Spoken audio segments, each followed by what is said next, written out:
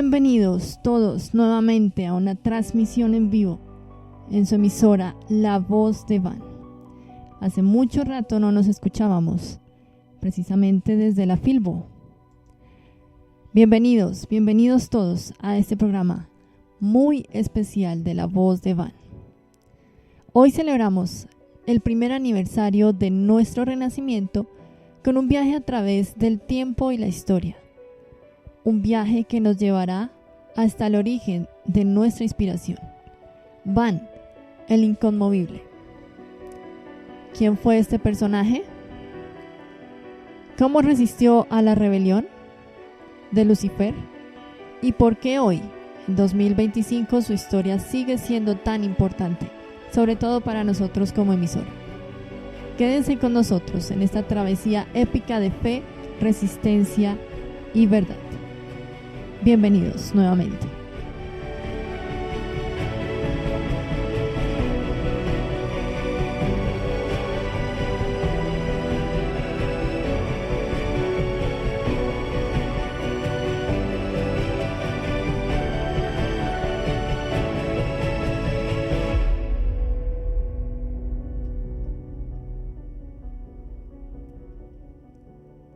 Un ser que desafió el engaño.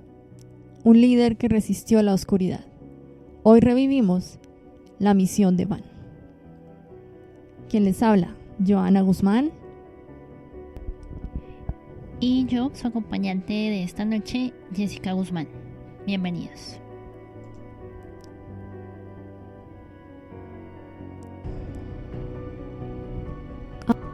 Ahora, hoy estamos celebrando nuestro primer aniversario como La Voz de Van. Así es. Los que estamos aquí desde hace mucho tiempo en este proyecto, sabemos que cambiamos esta historia hace un año, precisamente el 15 de marzo. Quisimos hacer esta transmisión especial para hablar un poco de este personaje que nos inspira y que nos lleva a muchos niveles de despertar y de conciencia.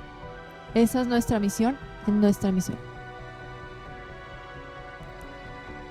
Vamos a empezar con un contexto basado en el documento 53 del libro de Urantia, nuestra inspiración también, la quinta revelación. En este documento se relata de cómo Lucifer desafió el gobierno divino con su declaración de libertad, el manifiesto luciferino. Vamos a leer un poco sobre este documento.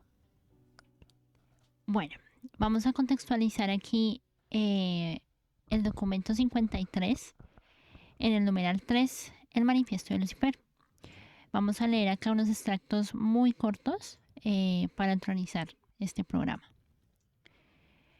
Cualesquiera hayan sido los orígenes primeros de la desazón en los corazones de Lucifer y Satanás, la explosión final tomó la forma de la Declaración Luciferina de Libertad.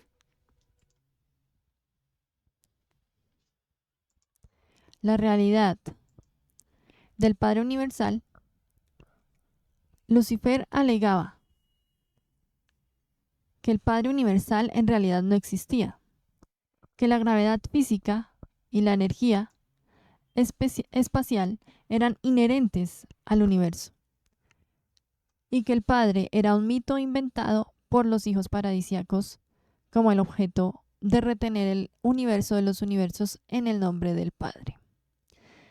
Negó que la personalidad fuera un don del Padre Universal. Aún sugirió que los finalistas estaban en confabulación con los hijos paradisíacos para imponer el fraude sobre toda la creación, puesto que nunca volvían trayendo una idea muy clara de la personalidad auténtica del Padre como tal se la discierne en el paraíso. Este es el primero de los encabezados del manifiesto de Lucifer. La realidad del Padre Universal la negaba completamente. Recordemos que Lucifer era un hijo Lalonandek que fue soberano de nuestro sistema local Satania. Este hijo Lalonandek se rebeló contra los mandatos divinos y aquí estamos viendo prácticamente su manifestación de esa rebeldía. El segundo de estos tres encabezamientos fue el gobierno universal del Hijo Creador, Micael. Lucifer sostenía que los sistemas locales debían de ser autónomos. Protestó contra el derecho de Micael, el Hijo Creador, a la soberanía de Nevadón en nombre de un hipotético padre paradisiaco y la exigencia de que todas las personalidades reconocieran su lealtad a este Padre invisible. Afirmó que el entero plan de adoración era un esquema sagaz para agrandar a los hijos paradisiacos. Estaba dispuesto a reconocer a Micael como su Padre Creador, pero no como su Dios y gobernante legítimo. Atacó con gran amargura el derecho de los ancianos de los días, potentados extranjeros, de interferir en los asuntos de los sistemas y universos locales. Denunció estos gobernantes como tiranos y usurpadores. Exhortó a sus seguidores a que creyeran que ninguno de estos gobernantes podía hacer nada para interferir en la operación de la autonomía completa si los hombres y los ángeles tenían el valor de afirmarse a sí mismos y reclamar atrevidamente sus derechos. Sostenía también que se podía impedir a los ejecutores de los ancianos de los días actuar en los sistemas locales. Recordemos también que los ancianos de los días son 3 para cada superuniverso y ellos son los encargados de decidir si realmente un alma se despierta en el primer mundo de estancia de Jerusalén o si no lo hace. Relativamente eso casi nunca pasa. Siempre hay una sanción de juicio, siempre hay algo que no deja que eso pase, pero si hay un alma muy inicua que actuó de manera valga la redundancia, inicua en su planeta de evolución, pues obviamente va a tener consecuencias. Exacto. Entonces Lucifer se dirigía a los ancianos de los días como los ejecutores, precisamente por su rebeldía. Mantenía que la inmortalidad era inherente en las personalidades del sistema, que la resurrección era natural y automática, y que todos los seres vivirían eternamente, salvo cuando se lo impidiesen acciones arbitrarias e injustas de los ejecutantes de las acciones de los días, de los ancianos de los días. Aquí también Lucifer apoyaba la teoría de la reencarnación. Él Sí. en el planeta, en nuestro planeta y demás planetas que fueron afectados por la rebelión, sugirió, o bueno, mejor dicho, contempló y manifestó la idea de la reencarnación, que siempre íbamos a reencarnar en este planeta, y negando completamente la resurrección por la vía divina, que es, ya la conocemos, que es la ascensión, empezando desde los mundos de estancia en Jerusalén.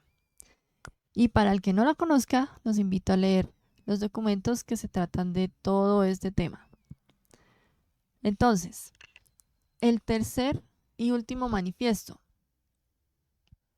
El ataque contra el Plan Universal de Capacitación de los Mortales Ascendentes. Lucifer sostenía que se gastaba demasiado tiempo y energía en el esquema de capacitar en forma tan completa a los mortales ascendentes sobre los principios de la administración del universo. Principios que, según él, eran pocos éticos pero irracionales. Protestó contra el programa que duraba una entera edad de preparación de los mortales del espacio para un destino desconocido y señaló la presencia del cuerpo de los finalistas en Jerusalén como prueba de que estos mortales habían pasado edades preparándose para un destino de pura ficción. Burlonamente señaló que los finalistas habían encontrado un destino no más glorioso que el de volver a las humildes esferas similares a las de su propio origen. Sugirió que demasiada disciplina y capacitación prolongada les habían corrompido y que en realidad eran traidores de sus semejantes mortales, puesto que ahora cooperaban en un esquema de esclavización de la creación entera a las ficciones de un mítico destino eterno para los mortales ascendentes. Advocó que los ascendenteros debían disfrutar de la libertad de autodeterminación individual. Desafió y condenó el entero plan de ascensión mortal tal como estaba patrocinado por los hijos de Dios paradisíacos y apoyado por el Espíritu Infinito. Y fue con una declaración de libertad de este tipo que Lucifer lanzó su orgía de oscuridad y muerte. Efectivamente, esa fue la declaración de libertad de Lucifer, el manifiesto completamente rebelde contra los mandatos divinos, contra los mandatos del Hijo Creador, Micael, y contra los mandatos del Padre Universal. Aquí hay que de pronto mencionar algo que más adelante lo vamos a estar tratando mucho en estas instancias, obviamente por ser cosas bastante, digamos, profundas. No podemos hacerlo directamente dentro de nuestras redes sociales. Esa transmisión se va a subir a YouTube y por lo tanto no podemos hablar mucho de estos temas, pero es importante mencionar algo y para que lo tengan muy en cuenta. La declaración de libertad de Lucifer tiene mucho que ver con un manifiesto que se dio aquí en los años previos a las guerras mundiales, el manifiesto marxista. Exactamente. Entonces, de ese tema tenemos un experto que nos va a hablar muy próximamente sobre esto. Es un tema muy profundo y tiene que ver mucho con la declaración de libertad de Lucifer. Entonces, sigamos. Aquí hay otra mención y es que nosotros, en nuestro planeta, hace 500.000 años, recibimos a nuestro príncipe planetario. El príncipe planetario llamado Caligastia.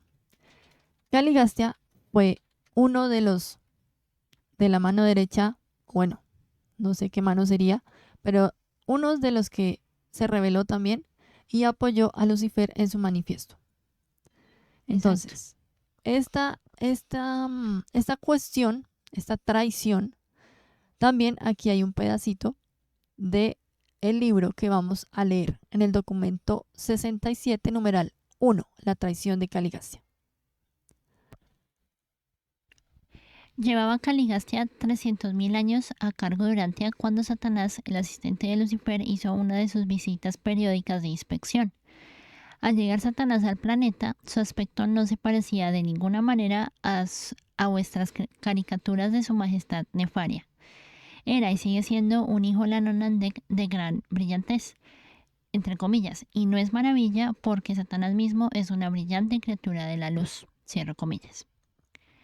En el transcurso de esta inspección, Satanás informó a Caligastia sobre la entonces Declaración de Libertad de Lucifer, que éste proponía y como ahora sabemos, el príncipe acordó en traicionar al planeta cuando se anunciara la rebelión.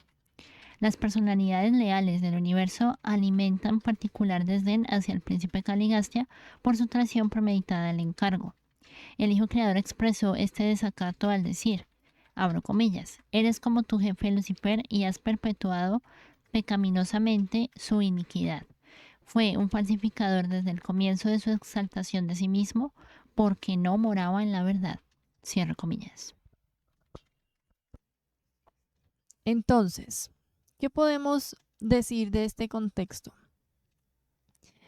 Lucifer proclamó una revolución contra los mandatos divinos, prometió libertad, una libertad falsa.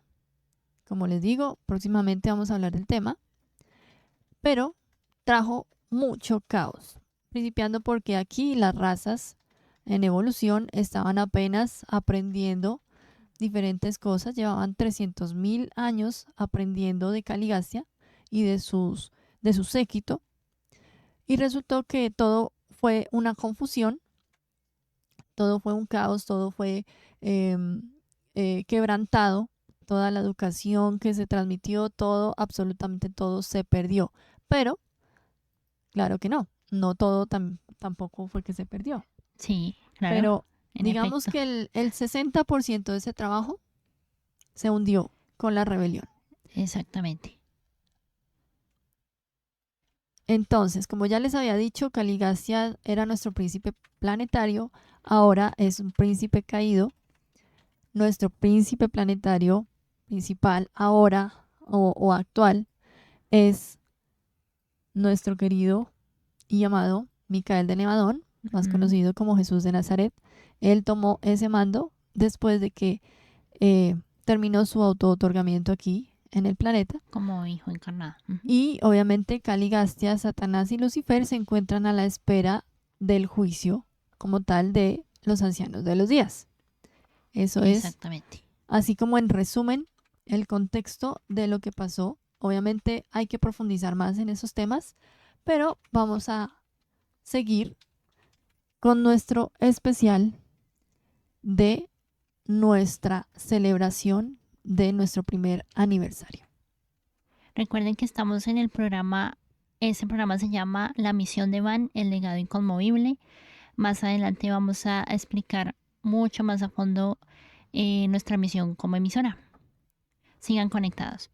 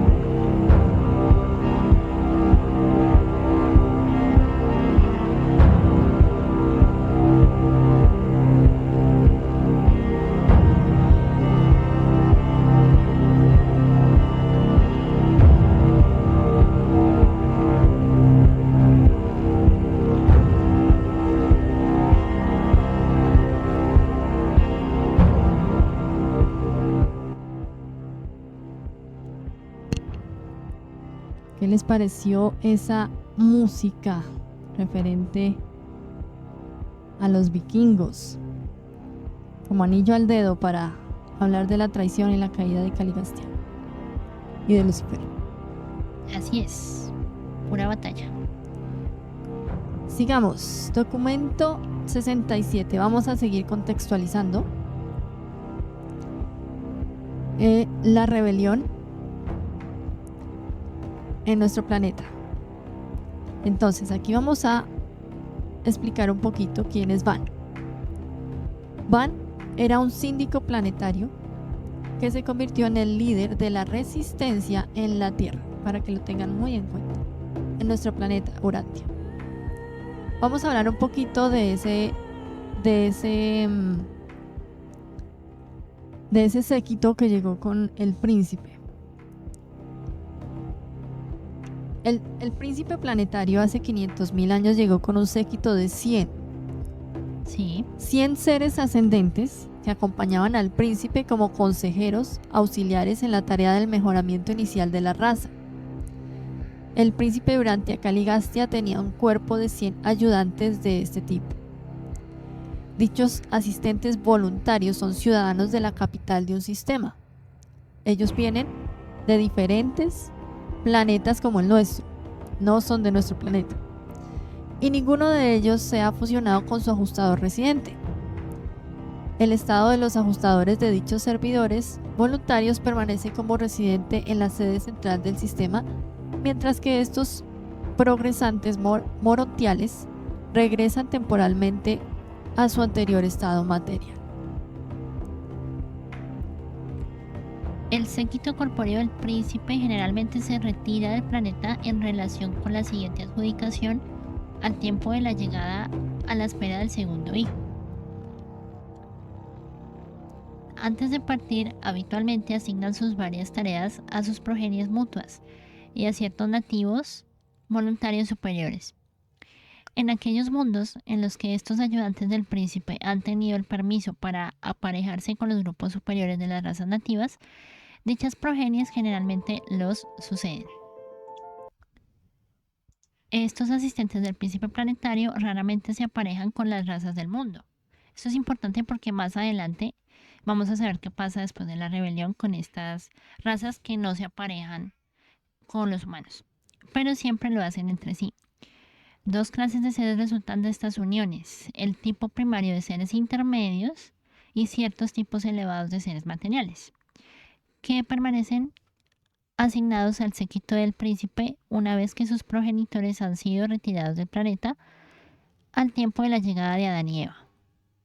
Toda la progenie de los asistentes del príncipe planetario son recibidos por un ajustador. Exactamente. También después, más adelante, hablaremos de los seres intermedios, estos seres que están aquí con nosotros. Ellos son los nativos de nuestro planeta y nos acompañan en toda nuestra evolución. Ahora, vamos a hacer un resumen pequeñito, ya como para seguir, avanzar en el tema. Y es que estos 100 seres, junto con Caligastia, se organizaron para el servicio en 10 consejos autónomos, formando cada uno 10 miembros. Así es. 10 consejos con 10 miembros del séquito. Y cada uno dirigía un área encargada para enseñar a los humanos a cómo tenían que evolucionar. Entonces, rápidamente vamos a hacer aquí un breve resumen. Eso está en el documento 66, numeral 5 del libro de Urantia. Entonces, estas fueron las comisiones. El primero fue el Concilio de Alimentación y Bienestar Material, dirigido por Ankh. Él presidió el grupo. Hay que tener muy en cuenta los aspectos de cada uno y los nombres. Este concilio consistió en la obtención de alimentos, agua, ropa y progreso material de la especie humana. En resumidas, es eso. La segunda comisión es la Junta de Domesticación y Utilización de los Animales. Este consejo se dedicó a la labor de seleccionar y criar aquellos animales que mejor se adaptaban a ayudar a los seres humanos al llevar cargas y transportar a los mismos, para proporcionar sustento y más adelante para prestar servicio en la labranza de la tierra. Bond fue el que dirigió este cuerpo competente. Entonces, realmente los humanos no aprendieron solos a domesticar animales. Exactamente. Ese es otro mito que se cae. Siempre fueron los dalamatianos los que nos enseñaron a todos los seres humanos a cómo criar y domesticar animales. El grupo número 3 son los asesores sobre el dominio de los animales de rapiña. Para que el hombre primitivo intentara domesticar ciertos animales, también tuvo que aprender a protegerse de la destrucción que podía ocasionar el resto hostil del mundo animal.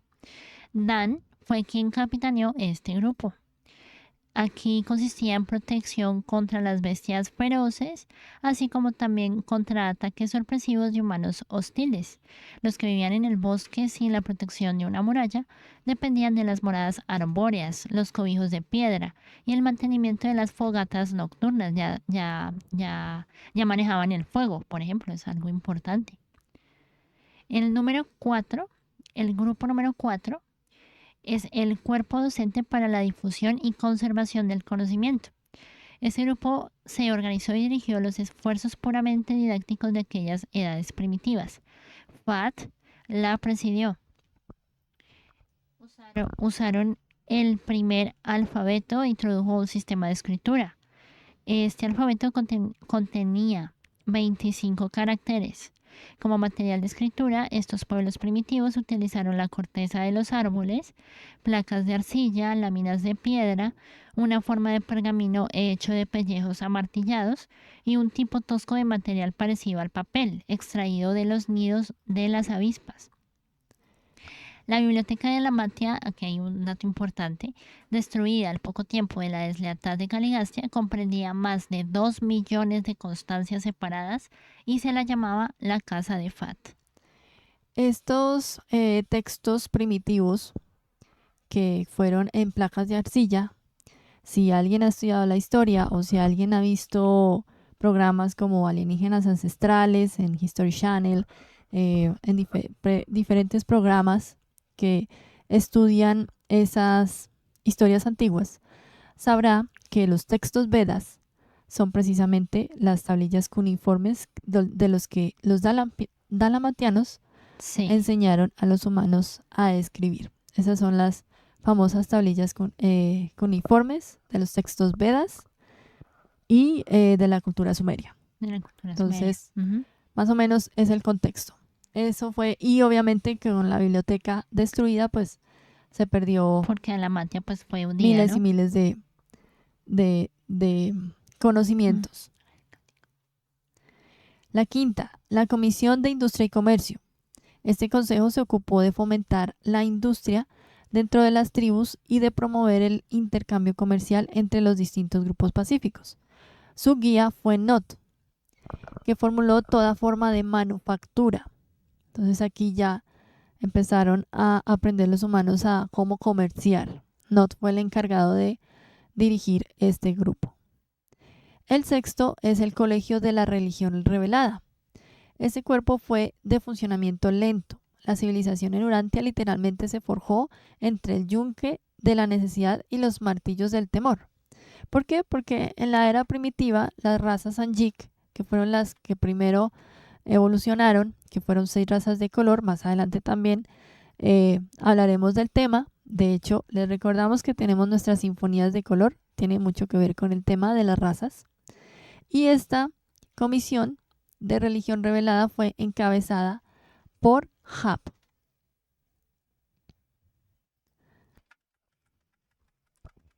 El séptimo grupo fueron los guardianes de la salud y la vida. Este consejo se ocupaba de enseñar sanidad y promover medidas primitivas de higiene y Lut lo dirigió.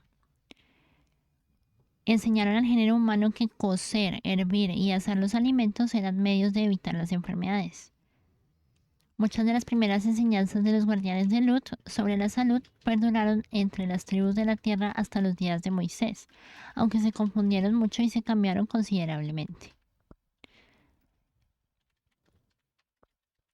El grupo 8, el Consejo Planetario de las Artes y Ciencias.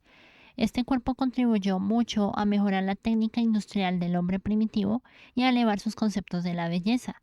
Su dirigente fue Mech. Las artes y las ciencias eran de muy bajo nivel en todo el mundo. Sin embargo, se les impartió a los dalamatianos los rudimentos de la física y la química. La alfarería avanzó, todas las artes decorativas mejoraron y los cánones de la belleza humana se realzaron considerablemente. Pero la música progresó muy poco hasta después de la llegada de la raza violeta. También tenemos un documento que nos habla de precisamente de las músicas celestiales. Nada de lo que hay aquí en el planeta se parece en absoluto a las músicas reales y divinas que hay en los mundos moronciales y de ahí para arriba los mundos espirituales. Entonces Exacto. aquí tenemos música muy hermosa, pero nos falta todavía mucho. El noveno grupo es el de los gobernadores de las relaciones tribales avanzadas. Este grupo fue encomendado con la labor de elevar la sociedad humana al nivel de Estado. Muy importante, en la parte política, su jefe fue Tut. No Tutankamón, fue Tut. Recordemos eso. Tut y sus asociados se afanaron en promover grupos asociados de carácter pacífico, en reglamentar y humanizar la guerra, en coordinar las relaciones intertribales y en mejorar los gobiernos tribales. En las cercanías de la Dalmatia se desarrolló una cultura más avanzada y estas mejores relaciones sociales ejercieron una influencia beneficiosa sobre las tribus más remotas. Pero el modelo de civilización de que prevalecía en la sede central del príncipe era muy diferente de la sociedad barbárica que evolucionaba en otras partes, así como la sociedad del siglo XX de la ciudad del Cabo, Sudáfrica, en nada se parece a la tosca cultura de los diminutos bosquimanes del norte. Es una comparación muy brusca, pero aquí la revelación nos está hablando de estos temas. También hay que tenerlo muy en cuenta. Y el décimo y último consejo de Dalmatia es el Tribunal Supremo de Coordinación Tribal y Cooperación Racial. Van, nuestro querido Van, dirigió este Consejo Supremo. Constituía el Tribunal de Apelaciones para todas las 9 comisiones encargadas de la supervisión de los asuntos humanos. Era el cargo como más alto, ¿no? Era el consejo más importante. Y aquí viene algo interesante que precisamente ya entramos en el tema principal, que es nuestro personaje principal, Van el Inconmovible. Así es, Van el inconmovible. Pero nos preguntamos qué es o qué significa ser inconmovible. Pues según la RAE, dice que es lo que no se puede conmover, imperturbable, impasible, inalterable e inmutable. Ya vamos a hacer énfasis en dónde exactamente está esta palabra en el libro, porque es una de las cualidades principales que tuvo Van al descubrir que Caligastia se iba a revelar. Dice en el documento 67, en el numeral 8, muchos seres valientes en los distintos mundos de Satania aguantaron la rebelión de Lucifer, pero las crónicas de Salmington retratan a Amadón como el destacado personaje de todo el sistema en su glorioso rechazo de las riadas de sedición y su inmutable devoción a Van. Juntos se mantuvieron inconmovibles en su lealtad a la supremacía del Padre Invisible y su Hijo Micael. Exactamente. Aquí vamos también a repasar algunos temas muy corticos que se refiere precisamente a todo lo que pasó en la caída de Lucifer, de Caligastia y obviamente qué pasó con esos 100 que venían en el séquito. En el documento 67, numeral 4 dice: Al pasar lista final, se descubrió que los miembros corpóreos del séquito del príncipe se habían alineado como sigue. Habían quedado leales Van y todo su tribunal de coordinación. Habían sobrevivido Ankh y 3 miembros del Consejo de Alimentación. Se dejaron llevar a la rebelión la Junta de Ganadería, así como todos los asesores sobre el dominio de los animales. Se salvaron Fat y 5 miembros del cuerpo docente. Se unieron a Caligastia Not y toda la Comisión de Industria y Comercio. Hab y todo el colegio de la religión revelada permanecieron leales a Van y su noble bando. Se perdieron Lut y la entera junta de toda la salud. Permaneció leal en su totalidad el Consejo de las Artes y Ciencias, pero se descarriaron Tut y la comisión del gobierno tribal. Así que de los 100 se salvaron 40, los cuales se trasladaron después a Jerusalén, donde reanudaron su carrera al paraíso. Recordemos que todos los 100 venían sin su ajustador y por lo tanto tenían como más, eso no es un factor importante, pero de ahí entonces, pues también surgió mucho más la rebelión. De los 100 se salvaron solo 40 o quedaron leales solo 40. Y Exacto. aquí vemos cómo el Consejo de la Industria y Comercio, la parte del gobierno, la parte política que la dirigía Tut, la parte de la salud. Veamos el panorama hoy en día en nuestro planeta, en nuestro país, en nuestras ciudades. Está mal? ¿Qué es lo que está mal? Y realmente ahí nos vamos a dar cuenta por qué estamos pasando por todo lo que estamos pasando. Después de 200.000 años de rebelión, tenemos estas consecuencias que obviamente nos toca vivirlas porque ya estamos en un planeta en evolución, pero pues es para que nos demos cuenta que las cosas no están tan de pronto surreales o fantasiosas como algunas personas dicen del libro Urantia. Esto es realmente lo que sucede y lo que sucederá por muchos siglos a nuestro planeta. Entonces, el estallido de la rebelión, aquí vamos también a resumir porque ya se nos está yendo el tiempo. Tenemos que hablar un poquito de Caligastia también. Poco después de la inspección de Satanás, cuando la administración planetaria estaba en vísperas de realizar algo grande en Urantia a mediados del invierno de los continentes septentrionales, un día Caligastia sostuvo una prolongada conferencia con su asociado Daligastia. Daligastia era, digamos que como entre comillas, el secretario de Caligastia. Gracias a Daligastia se le dio el nombre a Dalamatia, a la ciudad donde ellos se asentaron para enseñar todo a la humanidad. Después de la cual este último convocó a los 10 consejos de Urantia a una sesión extraordinaria.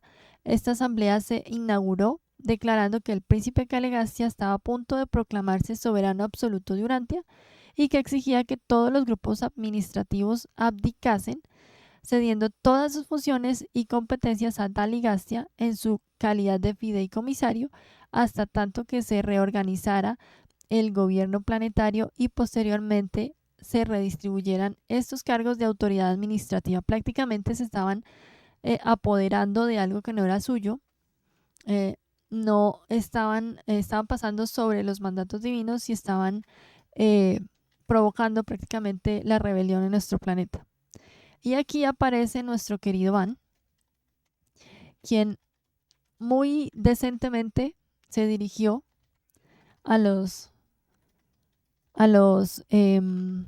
más abajo dice a quién fue que se dirigió, no recuerdo quién era muy bien, pero aquí está nuestra parte central de nuestro programa de hoy. Entonces, en el documento 67, numeral 6, está todo lo que hizo Van y cómo resistió a esa rebelión. Dice, documento 67, numeral 6. Van el inconmovible. Se retiraron muy pronto los adeptos de Van a las tierras altas al oeste de la India, donde quedaron a salvo de los ataques de las razas confundidas de las tierras bajas. Desde este lugar de retiro proyectaron la rehabilitación del mundo. Tal como todos sus primitivos antecesores vadonitas, una vez habían trabajado inadvertidamente para el bienestar de la humanidad antes de nacer las tribus Angik. Antes de la llegada de los síndicos Melquisedec, Van puso la administración de los asuntos humanos en manos de 10 comisiones de 4 miembros en cada una, grupos idénticos a aquellos del régimen del príncipe. Los decanos portadores de vida residentes asumieron la dirección temporal de este consejo de los 40, que funcionó durante los 7 años de espera. Grupos similares llamadonitas asumieron estas responsabilidades en cuanto regresaron a Jerusalén los 39 miembros leales del séquito. Estos amadonitas se derivaron del grupo de 144 andonitas leales a los cuales pertenecía Amadón, y los cuales han llegado a conocerse con el nombre de este. Dicho grupo comprendió 39 hombres y 105 mujeres. 56 de ellos tenían el estado de inmortalidad y todos, excepto Amadón, fueron trasladados juntamente con los miembros leales del séquito. El resto de este noble bando continuó en la tierra bajo la dirección de Van y Amadón hasta el final de sus días mortales. Constituyeron la levadura biológica que se multiplicó y continuó proveyendo de liderazgo al mundo a través de las dilatadas y oscuras edades de la era posterior a la rebelión. Se dejó a Van en Urantia hasta la época de Adán, en donde quedó en calidad de titular de todas las personalidades superhumanas que funcionaban en el planeta. Él y Amadón se sustentaron con la técnica del árbol de la vida en unión con el ministerio vital especializado de los Melquisedec durante más de 150.000 años. Los asuntos de Urantia fueron administrados durante mucho tiempo por un consejo de síndicos planetarios, 12 Melquisedec, confirmados por el mandato del soberano decano de la constelación, el Padre Altísimo de Norlatiadec. Asociado con los síndicos Melquisedec estaba un consejo asesor que constaba de uno de los asistentes leales del príncipe caído, los 2 portadores de vida residentes, un hijo trinidizado aprendiz, un hijo instructor voluntario, una brillante estrella vespertina de Avalón. Periódicamente, los jefes de los serafines y querubines y asesores de 2 planetas vecinos, el director de la vida angélica subalterna y Van, el jefe de los seres intermedios. De este modo, se gobernó y administró Urantia hasta la llegada de Adán. No es extraño que el valiente y leal Van se le asignara un cargo en el Consejo de los Síndicos Planetarios que durante tanto tiempo administró los asuntos de Urantia. O sea, prácticamente fue príncipe planetario por un tiempo, aunque Exacto. no lo digan. Quedó administrando. Quedó administrando el planeta, administrando el caos, administrando todo lo que sucedió después de la rebelión, la confusión, el caos, el desorden, la pérdida de conocimientos y todo con humanos completamente primitivos que no entendían lo que pasaba y que también se unieron unos al caos y otros pues quedaron muy, muy mal. Y como les digo, comparemos qué es lo que sucede ahora y hace 200.000 años. Estamos casi que por el mismo nivel. Por eso es que nosotros somos la voz de Van. Exactamente. Porque en este momento hay que formar resistencia. Los 12 síndicos Melquisedec de Urantia realizaron una labor heroica. Preservaron los restos de la civilización y Van ejecutó fielmente su política planetaria. 1000 años después de la rebelión, Van tenía más de 350 grupos avanzados dispersos en el mundo. Estos puestos remotos de la civilización constaron en gran parte de los descendientes de los andonitas leales, levemente cruzados con las razas Anjik, las razas de color, sobre todo con el hombre azul y con los noditas. Van y Amadón permanecieron en la tierra hasta poco después de la llegada de Adán y Eva. Pocos años después fueron trasladados a Jerusalén, donde Van se volvió a reunir con su ajustador que lo aguardaba. Actualmente Van está al servicio de Urantia, mientras espera la orden de partir por la senda larguísima a la perfección paradisiaca y al destino no divulgado de la asamblea del cuerpo de la finalidad. Y esto es un dato muy importante, que conste que cuando Van apeló a los altísimos de Dentia, después de que Lucifer había sostenido a Caligastia en Urantia, los padres de la constelación despacharon una decisión inmediata que apoyaba a Van en todos los puntos de su alegato. Ojo aquí. Este veredicto no logró llegarle, puesto que los circuitos planetarios de la comunicación se cortaron cuando estaba en tránsito. ¿Qué quiere decir esto? Que el planeta más otros, ¿cuántos fueron? 36 planetas. Sí, 36.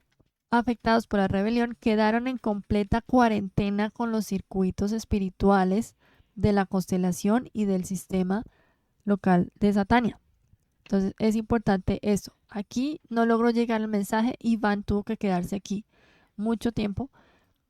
Igualmente se quedó apoyando y arreglando todo el caos, pero nunca llegó esa comunicación. Y ojo a lo siguiente. Hace poco se descubrió este fallo albergado dentro de un transmisor repetidor de energía donde se había quedado atrapado desde el aislamiento de Urantia.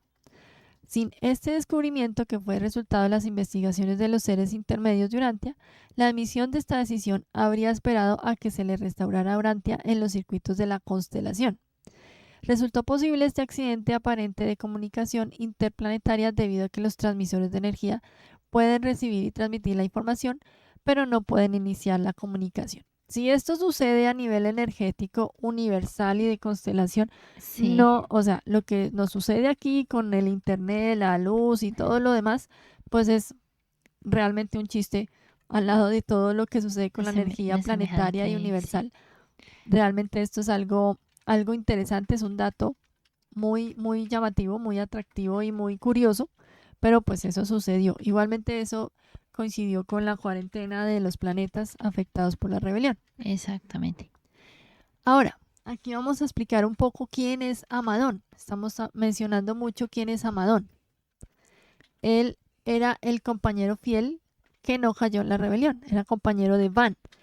Amadón era un superhombre que le dio el plasma vital humano a Van para que los dos tuvieran un cuerpo, digamos, poderoso, Corpóreo. un cuerpo poderoso de una energía vital que solo podía llenarse con la energía del árbol de la vida.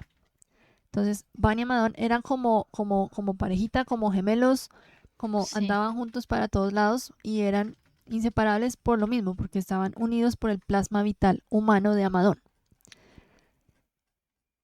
Y el libro Urantia nos dice lo siguiente. Amadón es el destacado héroe humano de la rebelión de Lucifer. ¿Por qué héroe humano?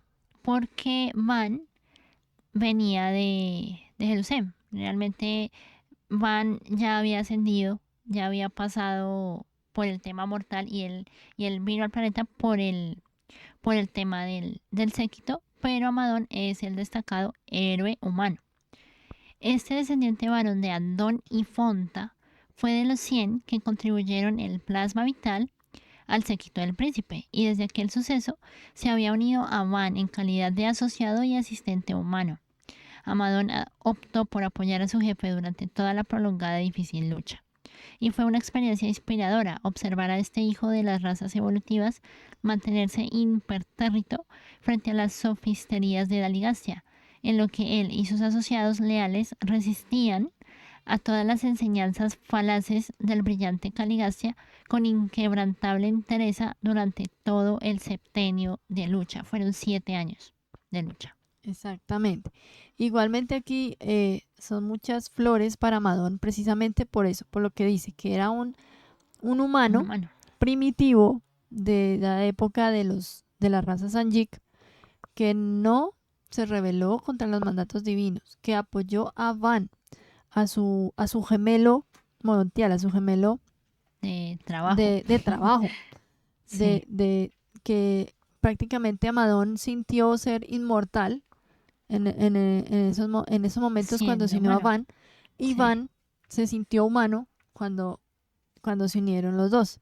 Entonces esa parte es muy interesante, porque aquí más adelantico dice que Caligastia, con máxima inteligencia y vastas experiencias en los asuntos del universo, se descarrió, abrazó el pecado. Amadón, con mínima inteligencia y sin experiencia alguna del universo, permaneció firme al servicio del universo y leal a su asociado. Van se valió tanto de la mente como del espíritu en una magnífica y efectiva combinación de determinación intelectual y compenetración espiritual, con lo cual logró un nivel experiencial de la realización de la personalidad de la clase más elevada que se puede conseguir.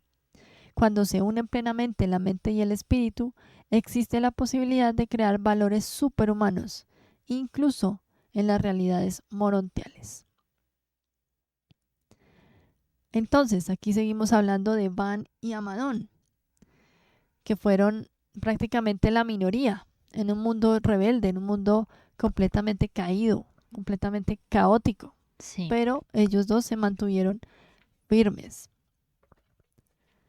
Entonces, el libro Urantia en el documento 67 nos dice: Van y Amadón permanecieron en la tierra hasta poco después de la llegada de Adán y Eva. Pocos años después fueron trasladados a Jerusalén, donde Van se volvió a reunir con su ajustador que lo aguardaba. Bueno, creo que esto ya lo habíamos leído, ¿no? Pero no se resolvió definitivamente el estado legal de Van en los registros jurídicos de Satania hasta que este fallo de los padres de Dentia se asentó en los archivos de Jerusalén. Finalmente Van no dudó, no cayó en la trampa de Lucifer ni de Caligastia. Resistió con valentía y convicción durante 162.000 años. Entonces aquí yo les pregunto a mis oyentes, ¿cuántos de nosotros podríamos sostener una verdad por tanto tiempo? 162.000 años siempre es tiempo.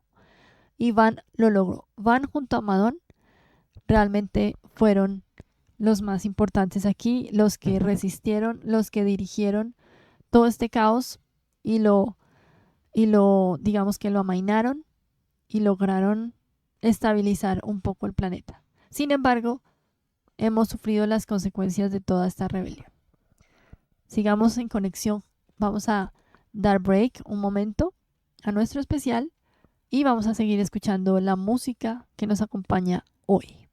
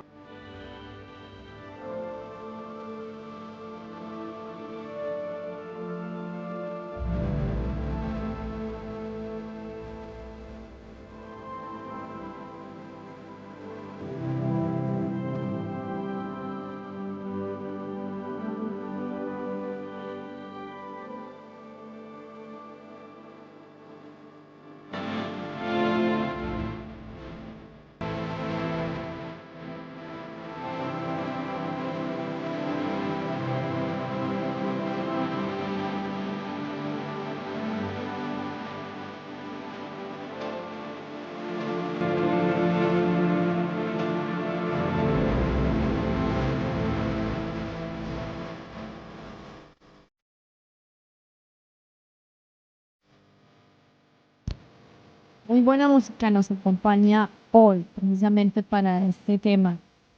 Nuestro querido Van, inconmovible. Seguimos aquí en vivo. desde Bogotá, Colombia. En nuestro especial de aniversario, primer año como La Voz de Van, seguimos en el tema. Vamos a hacer un pequeño análisis sobre cómo Urantia quedó después del estado de aislamiento, en la cuarentena, después de la rebelión de Lucifer. Fueron los 7 años cruciales y los más difíciles después de esta rebelión. En el documento 67 dice: el Consejo de los Melquisedec transmitió el estallido de la rebelión en Jerusalén, la capital de Satania. Inmediatamente se enviaron los Melquisedec de emergencia a Jerusalén y Gabriel se ofreció para actuar de representante del Hijo Creador, cuya autoridad se había impugnado, al dar a conocer por transmisiones el incidente de la rebelión en Satania. El sistema se aisló, se puso en cuarentena ante sus sistemas hermanos. Había guerra en el cielo, literalmente, entre comillas, en la sede central de Satania, y esta se propagó a todos los planetas del sistema local. En Urantia, 40 miembros del séquito corpóreo de 100, Van inclusive, rehusaron sumarse a la insurrección. Muchos de los asistentes humanos, modificados o no modificados del séquito, también eran valientes y nobles defensores de Micael y su gobierno del universo. Se sufrieron fuertes pérdidas de personalidades entre los serafines y querubines. Casi la mitad de los serafines administradores y los de transición que se habían asignado al planeta se unió a su jefe y a Daligastia, apoyando la causa de Lucifer. No solamente fueron 60 del séquito, sino también muchos otros seres que estaban aquí haciendo la misión con el príncipe planetario. 40.119 de los seres intermedios primarios, que fueron, digamos, El resultado resultado de la mezcla. mezcla del séquito corpóreo, porque más arriba recordemos que ellos eran los que podían, digamos, reproducirse entre sí. De ahí salieron esos seres primarios, que habían muchos, y resulta que 40.119 seres intermedios primarios también se unieron a la causa de Caligastia. Pero el resto de estos seres quedó fiel a su encargo, es decir, se unieron a Van. El traicionero príncipe movilizó a los seres intermedios desleales y a los otros grupos de personalidades rebeldes y los organizó para ejecutar órdenes, en tanto que Van, junto a los seres intermedios leales y los otros grupos fieles, inició la gran batalla por la salvación del séquito planetario y de las otras personalidades celestiales asignadas. Durante la época de esta lucha, los leales moraron en un asentamiento mal protegido y sin muralla, a unos kilómetros al este de Dalmatia. Sin embargo, los alertas y siempre vigilantes seres intermedios leales montaban guardia de sus moradas día y noche, además de que en su posesión estaba el valiosísimo árbol de la vida. Al estallar la rebelión, los querubines y serafines leales, con ayuda de los seres intermedios fieles, asumieron la custodia del árbol de la vida, y solo a los 40 leales del séquito y a sus mortales modificados asociados les permitieron tomar del fruto y de las hojas de esta planta de la energía. Había 56 de estos asociados andonitas modificados en el séquito y 16 de los asistentes andonitas que servían a los miembros desleales del equipo se negaron a rebelarse a la vera de sus amos. A través de los 7 años cruciales de la rebelión de Caligastia, Van se dedicó plenamente a la labor de servir a su leal ejército de hombres, seres intermedios y ángeles. Fue increíble porque Van no solo dirigía a hombres, sino también a seres intermedios y ángeles. O sea, una cosa muy interesante. La compenetración espiritual e inmutabilidad moral que hicieron posible que Van mantuviera tan inconmovible actitud de lealtad al gobierno del universo fueron el resultado del pensar lúcido, el raciocinio prudente, el juicio lógico, la motivación sincera, la intención altruista, la lealtad inteligente, la memoria experiencial, el carácter disciplinado y la dedicación incondicional de su personalidad para hacer la voluntad del Padre en el paraíso. Esta espera de 7 años fue un tiempo de examen de conciencia y disciplina del alma. Tales crisis en los asuntos de un universo demuestran la formidable influencia que ejerce la mente en cuanto factor de elección espiritual. La educación, la capacitación y la experiencia son factores que intervienen en la mayoría de las decisiones vitales de todas las criaturas morales evolutivas. No obstante, es indudablemente posible que el espíritu residente haga contacto directo con los poderes de la toma de decisión de la personalidad humana, de tal forma que, a la voluntad plenamente consagrada de la criatura, le da fuerza para ejecutar extraordinarios actos de devoción leal a la voluntad del Padre en el paraíso. Recordemos que el Padre es el que nos otorga la personalidad a cada uno de los seres perfectos, imperfectos, morontiales, celestiales, bueno, todas las razas de todos los ámbitos, de todos los niveles espirituales. Sí, exacto. Todos tenemos una personalidad que nos otorga el Padre, que es única. Y como tenemos personalidad, tenemos libre albedrío. Decidimos si vamos por el camino del bien o si vamos por el camino del mal. A esto se refiere esta partecita donde dice que la devoción leal a la voluntad del Padre del paraíso. Por voluntad propia de cada uno de estos seres, decidieron que iban a apoyar y que iban a hacer la voluntad del Padre. Eso es a lo que nos llama realmente el Padre Universal. Entonces, esto es muy importante. Y esto fue precisamente lo que ocurrió en la experiencia de Amadón, el asociado humano modificado de Van. Entonces, ¿qué hubiera pasado si más seres hubieran seguido a Van? Esa es una pregunta que podríamos hacernos. De pronto no hubiera habido tantas afectaciones en el planeta, de pronto hubiera sido un poco más fácil, de pronto Sí. los hijos materiales no habían caído también en su error, en su garrafal error. De eso también Sí. vamos a hablar más adelante. Pero bueno, esa es una reflexión que nos queda para estos momentos. Ahora, les pregunto, mis oyentes, ¿cómo podemos ser como Van en un mundo lleno de mentiras y desinformación? Volvemos al tema actual. Estamos hablando de los 7 años cruciales de la rebelión, pero hay que compararlos mucho con estos tiempos. Esos tiempos que son de cambio. Y como son de cambio, hay mucho, pero mucho caos. Hay personas que se aprovechan de, digamos, de la ignorancia de muchos otros, de muchos miles de millones de personas en el mundo que hacen y deshacen mentiras y desinformación. Vivimos en un mundo lleno de mentiras y desinformación. Entonces, ¿qué vamos a hacer? Si fuéramos Van, ¿qué haríamos? Exactamente. ¿Seguimos esas mentiras y desinformación? ¿Seguimos una declaración de libertad falsa? ¿O seguimos la voluntad del Padre? Esa es una gran pregunta que espero les quede de reflexión.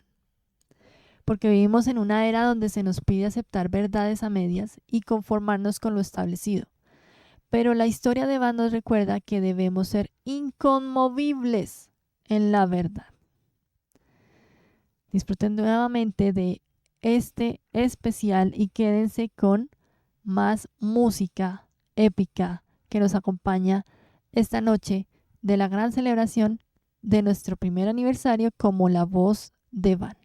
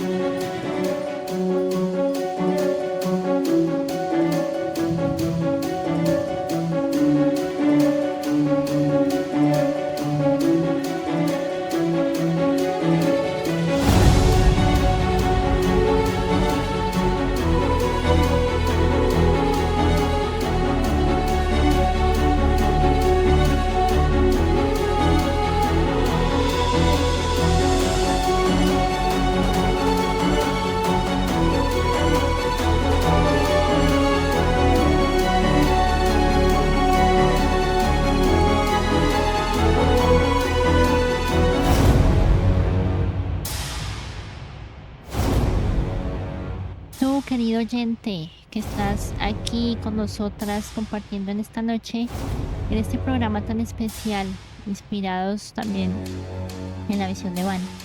Te pregunto, si tuvieras que mantenerte firme en una verdad, sin importar las consecuencias, ¿cuál sería?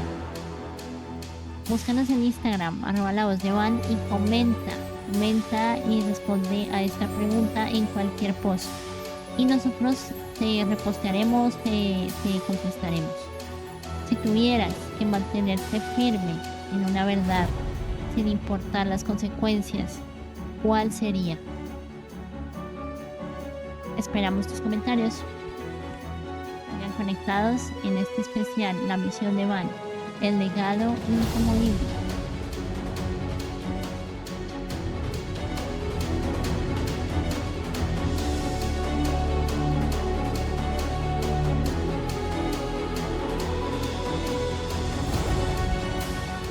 Van fue la voz de la verdad en su tiempo. Hoy, la voz de Van sigue llevando su mensaje al mundo.